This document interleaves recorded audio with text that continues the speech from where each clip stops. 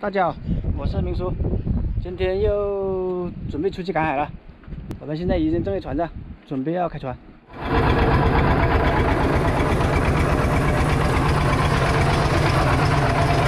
前面的船现在已经下网了，那我们就往下面再开一点点，留一个位置给人家，我们就接着下网。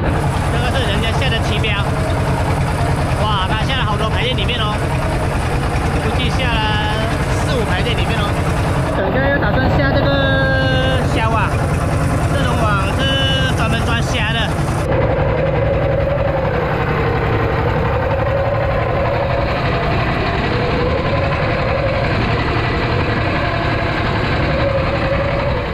那个网现在已经下完了，总共下了10排，那就把车停一下，等一下才。 半个小时后去拉网吧，准备拉网了。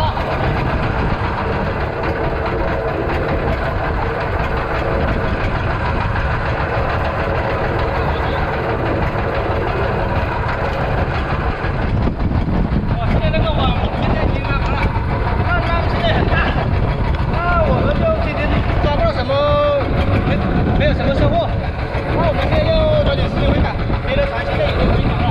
现在那个浪也越来越大，今天没什么收获，只是抓了一些小鱼。回港的时候再和大家分享一下。现在已经到港了，准确的说不是到港，是回到家了。前面那2条网拉网快一点，跑到里面去了。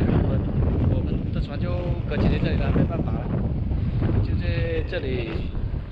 早上出去的时候潮水还满的，现在一下子就退干完了，进不去了。我们这边是个小渔村，不是港口的，什么时候都可以进来。我们现在就开始解鱼了。今天那风浪太大，没有拍到拉网的视频。不过今天也没什么大货。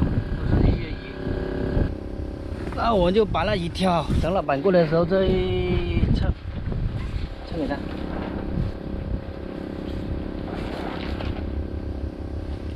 这些是花浪捕鱼，我们这边叫花浪捕鱼。这种鱼煲汤还不错。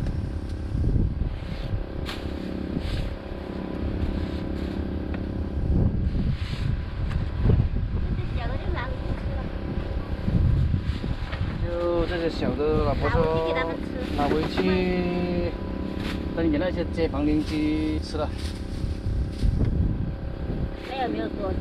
这个卖也没有多少钱，就是油钱，今天油钱可能也付不上了，就是可能能分一点给那邻居吃，街坊邻居吃。可能估计有几斤花浪捕鱼，就没有什么货了，还有。 几只这个螃蟹，今天收获真是惨了，几条虾，那个虾等下也不卖了。先拿回去给小孩吃。那我们就等老板过来，现在就打理网。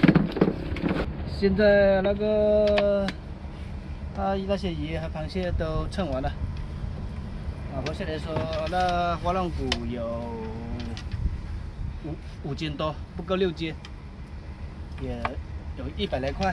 那螃蟹有3斤，也是差不多100块。就是今天收获是有200来块钱，油钱一般都是100来块钱。